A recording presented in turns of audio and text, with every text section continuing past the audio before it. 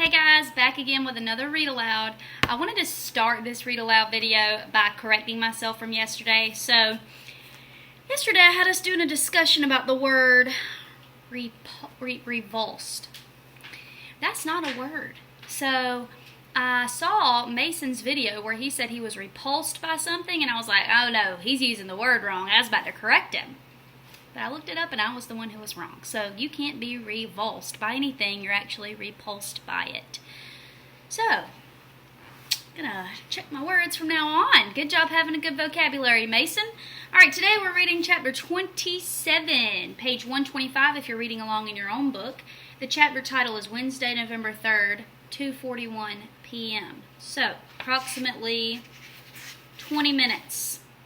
Well, it's exactly 21 minutes from when our last chapter started, okay? It says, Marshall banged a stick against one tree, then another, as he wandered aimlessly through the woods. He broke the stick in half and flung the halves in opposite directions. He didn't know why he did that. He didn't know why he did anything anymore. He didn't know why he hadn't told Miss Thaxton the truth. He didn't know why he had snuck out of school. He didn't know why he'd returned to the woods. It certainly wasn't to look for Tamaya.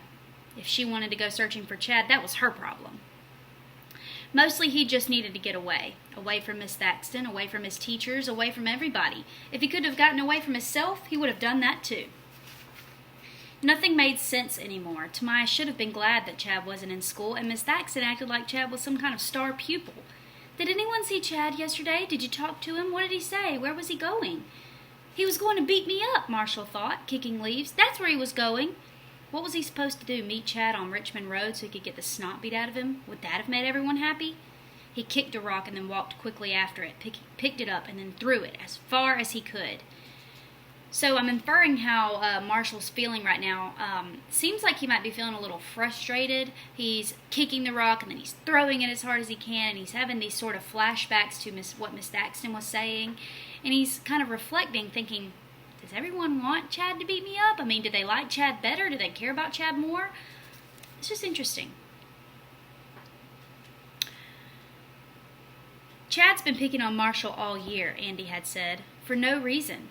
And they all knew. Andy, Laura, Cody, everybody. So why didn't anyone do anything? Why hadn't they just stuck up for him? Why had they let Chad make his life so miserable day after day? But that wasn't the real question, and he knew it. The real question was this. Why hadn't he stuck up for himself?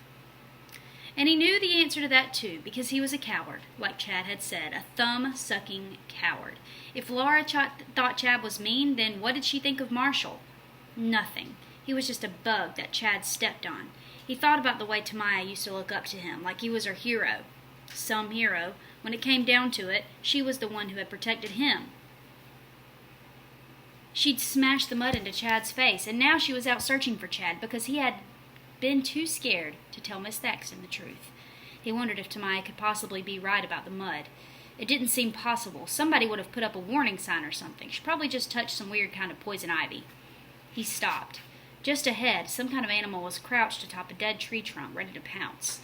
Keeping his eye on it, he slowly bent down and picked up a rock. The sun, shining through the treetops, caused a crisscross of shadows and light over the creature, making it difficult to tell exactly what it was. Possibly a raccoon or maybe a badger, he thought, although he wasn't sure he knew exactly what a badger looked like. It appeared to be snarling.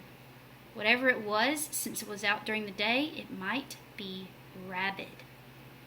He rolled a rock over in his hand. Hey! He shouted at it. It didn't move. He threw the rock toward it, hoping to scare it away. The rock bounced off the tree trunk, and the animal still didn't move. Marshall picked up another rock and took a few steps closer. Go away! He shouted, and then he took a few more steps. Maybe it wasn't snarling. Okay, guys. I'm going to stop there. I want you to make a prediction. What does Marshall see in the woods? What kind of animal do you think it is? Do you think it is an animal? Do you think it could be Tamaya? Do you think it could be Chad? Do you think it could be a dead animal? I want you to predict, guys. Let's talk about it over on Flipgrid today. Have an awesome Friday!